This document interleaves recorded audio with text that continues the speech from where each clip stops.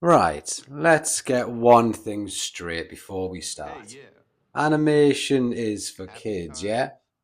Disney, Pixar, a lovely little cartoon dog doing a flip, all grand.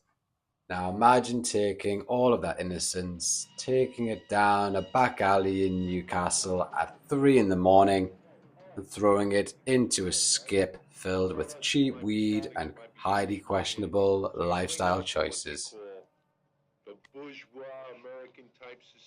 That, my friends, is Fritz the Cat. Released in 1972, directed by Ralph Bakshi. I'm hoping not getting that name wrong. I'm so sorry if I did. And based on the legendary underground comics by Robert Crumb, who, spoiler alert, actually absolutely detested this film and it actually holds the legendary title of being the first animated feature film to get an X rating. Not a cheeky 15, an X. That kind of rating makes sure Nana cross herself and lock the biscuit tin. Why are we talking about a horny cartoon cat in the year of 2026?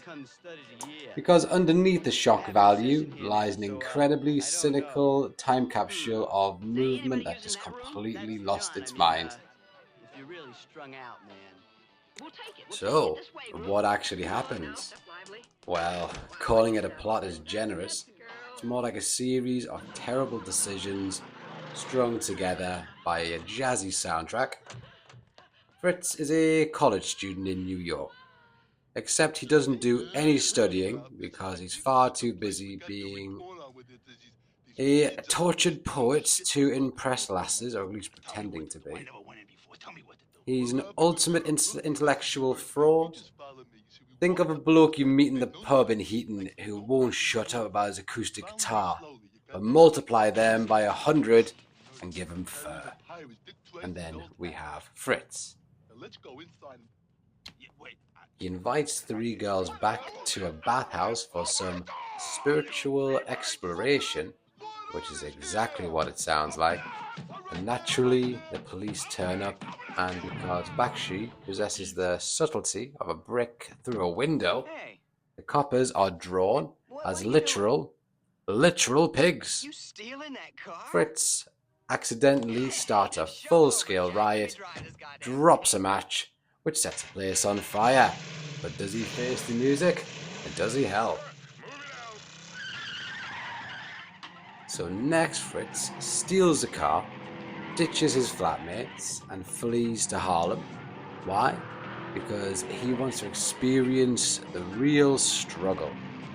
Yeah. Which is just code for middle-class kid wanting to look edgy. So he goes into a bar, meets a revolutionary crow named Duke, who gives a massive speech about oppression and the absolutely nobody asked for. It ends in a massive bar brawl because of course it does.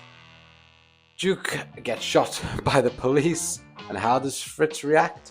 By using the tragedy to get off with Duke's grieving girlfriend. Classy, true standard hero behavior right here.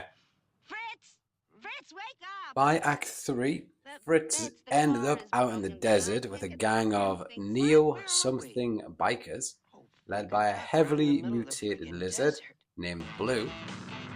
They convince our intellectual icon that the only way to truly fight the system is to blow up a local power plant. Fritz, having fewer brain cells than a dropped stony, agrees to plant the dynamite. The plant explodes. Fritz gets caught squarely in the blast, and for a generous second, you think, oh, fantastic, the film's over, and he's dead. It must be through. But no, he wakes up in the hospital, wrapped from head to toe in bandages like a budget mummy. And the film literally ends with him literally still getting chatted up by the girls on his deathbed. Jammy bastard. Right, let's put our proper thinking caps on now It's easy to look at this and see 90 minutes of pure, unadulterated filth designed to annoy parents. And look, it definitely does that. But dynamically, it's something much cleverer. Bakshi is using the cartoon format to commit character assassination on the entire 1960s hippie movement. By 1972, the whole peace and love dream was completely dead in the water. Bakshi looked at these affluent, middle-class college kids pretending to be working-class heroes and said, "You're all frauds." Fritz doesn't care about political change. He doesn't care about civil rights or the war. He cares about Fritz. He uses the language of revolution as a fashion statement. He is the original virtue signaler draped in a turtleneck. So, final thoughts. Is it a masterpiece? I don't know if I'd go that far.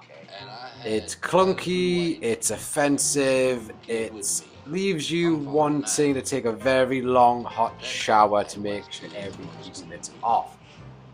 But is it a piece of animation history? It's massive. It's proved that cartoons could grow up. Put on some steel-toed boots and punch society right in the jaw. It's ugly, it's loud, it's chaotic. It's like a Friday night in Newcastle. Really. Give us a subscribe if you fancied this, and I'll catch you in the next one. Thanks very much.